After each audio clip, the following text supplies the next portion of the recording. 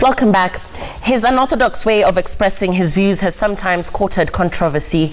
In the President Donald Trump style, he tweets his views on what he considers moral decadence on local TV and radio stations. This week, the Kenya Film Classification Board banned 2 songs on grounds of coded sexual lyrics that children should not be exposed to. Tonight on Newsmakers, we feature Kenya Film Classification Board CEO Dr. Ezekiel Mutua.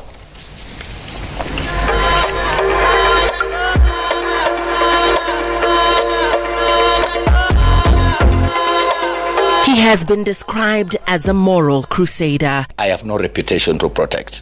So anything you want to say about Ezekiel Mutua, I'm here not to be popular. I'm here to do what is right. And it will entail being called names. It will entail threats on sacking. A lot of things. I've gone through hell and high waters, but God has sustained me. So we don't fear the bad names or what people say. I'm not here to be popular. I want to do the right thing. He has made headlines as a self-righteous moral cop who lacks objectivity in executing his mandate. Initially, I was very traumatized when the media started calling me moral policing. But I realized they were really hell-bent on attaching that tag on me. And it was supposed to be kung fu and to destroy me. But I embraced it when I realized there's nothing I could do. And essentially, while they want to make it look like it's about self-righteousness, they forget that I've been a leader and I've been tough. And leadership is about being different. Leadership is also about going by your convictions, what you believe is right, and seeing ahead of time. At 52, the man at the helm of leadership at the Kenya Film Classification Board describes himself as a self-made man. I was born in Mwala in Machakos County to peasant farmers Joseph and Esther. My father was polygamous. I saw the challenges of growing up in a poor family, polygamous. My father used to brew karubo, you know, the traditional brew in Ukambani. But he used to do it so well that it attracted clients from far and wide. So one teacher who was posted in a school in Ukambani came to take that thing, and out of our interaction, he sort of thought I was brilliant. And he was like, why is this guy not in school? And he bulldozed my father to take me to school the following day. Indeed, his teacher's vision would come true years later. Because I went late, I was #1 throughout. I was 11 years when I happened to school, and my first assignment was on the floor. There was no classroom. Today, he is head of the government agency that regulates all visual content in the country. But Ezekiel Mutua's tenure as CEO of the Kenya Film and Classification Board has courted controversy. People don't buy their TVs to be traumatized or to wish there was a blackout because some guys are doing some things on TV and the children are asking, Mom, what is that? You want watershed to be watershed, and for us adults, you can watch what you want to watch because it's a choice. But children don't have that choice. Children have a right to be protected. Even under the Constitution, the best interest of the child must be protected both by the government and by adults and responsible people. Creating the national conversation on what he believes are moral values is synonymous with Dr. Ezekiel Mutua, a conversation he is not shy to start on his official Twitter handle. If you use the normal government approach of calling a press statement, nobody cares anymore. Breaking news is no longer the news of waiting to call a press conference. You break news instantly from where you are. But the tweeting is about, like you say, the Trump effect. It's about the instantaneous impact of communication, and then the rest of the discussions can follow, whether it's right or wrong. Sometimes you need to throw spanner in the works, elicit debate, and people will give even more ideas. In fact, most of our policy decisions, they are derived from conversations and recommendations we get from online. Look at yesterday. When I tweeted about the 2 songs that we have restricted, none other than former Chief Justice threw a comment there. And, you know, comments by, people like those help us reflect on whether this is right or wrong. In the last week of August 2019, the hashtag Wamlambes trended after the KFCB boss proposed a restriction of 2 songs in public places because of sexual innuendos contained in the lyrics. Wamlambe is a derivative of sexual slang. This is sheng, sexualized I think there's nothing left to imagination, and it's from the popular opinion, the popular culture, that content has to be dirty or sexualized to sell, which is not true. In a tweet, Dr. Mutua said that the two songs, Wamlambes by Sailors and Tetema by Rayvan and Diamond Platinums, should only be played in nightclubs and bars and not in public spaces where children are likely to be.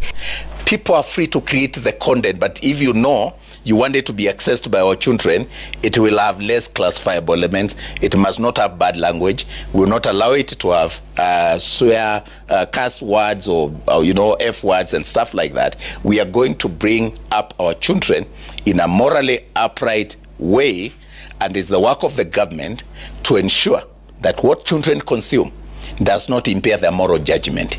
It must not look right, Lillian, for children to sing to their mothers in school, inama inama. Then we'll tell the mother what that means if they didn't know the meaning of that word. And then we'll say it will not be played in school because it's wrong. His son Joe and family friends pay him a visit at work. Although he has been described as a strict and no-nonsense boss, he allows his visitors to sit in at a board meeting. Here, he lets us in on the fact that he does not make the decisions to rate and ban content entirely on his own. It's actually by law and procedure supposed to be a collective decision. If they were to tie, for example, we say they got an even number, I can empanel, I can put together another panel to look at it. In fact, by the time we ban a film, we recommend that it has been looked to by different panels. Yes. We don't just rush here. I ask the younger ones what their generation thinks of content along the lines of music that has been banned by the KFCB. I mean, yes, we listen to a lot of rap, and there's a lot of rappers that people listen to that aren't necessarily meant for people our age, but Kenyan songs, I doubt there's a lot of people in the range of my age who listen to that type of music. Personally, I don't listen to those type of songs. If mom says no, it's no. I won't listen to it. Filmmakers have accused him of strangulating their trade. The film Rafiki was banned for promoting lesbianism, but Justice Wilfrida Okwanyi lifted it for 7 days, during which the film's director Wanori Kahio was allowed to screen it to willing adults. See, why we ban some of these homosexual films is because we believe that family is critical to the national and growth of the nation and to sustainable development. So we really protect the family, and it's a union between a man and a woman, not a woman and another woman. So we are very clear. So if you want to do films around there, then better protect that element. And if then you subscribe to the other narrative, then keep it out of our domain, because Botswana the other day ruled and legalized homosexuality. So it's okay, go there and do those films. Here, our judges ruled and said homosexuality is illegal. I only enforce the law. And by the way, people who have a problem with the law should not target KFCB, they should target Parliament. His stand on films, he says, is informed by the desire to have productions that promote values like historical heritage, hard work, honesty, and a just society. Mutua says this year KFCB has licensed over 1,000 films.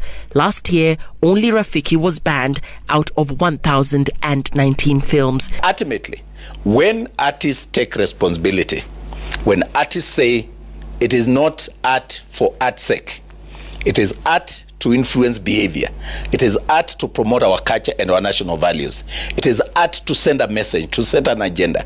When we reach that point, then my work will be done. He grew up aspiring to have the courage of Bishop Ndingi Mwana Nzeki. The church would support him in his formative years, and this is where he draws his values, he says. One of his fondest memories is meeting and interacting with former President Daniel Moi. I was like, do I ask him to help me? Do I tell him how poor we are? Do I tell him, President, as you come to the end of your term, I've been your friend and I have nothing. I don't even have a house up country. And something told me no, it was not about money. I told him to bless me. I think that interaction with the president, and I can tell you, it was something. It used to hamper me that the president would make tea for me and with his booming voice say, Ezekiel, have tea. I've never forgotten. To me, those were the most nice moments, you know, praying together, reading the Bible with the former president.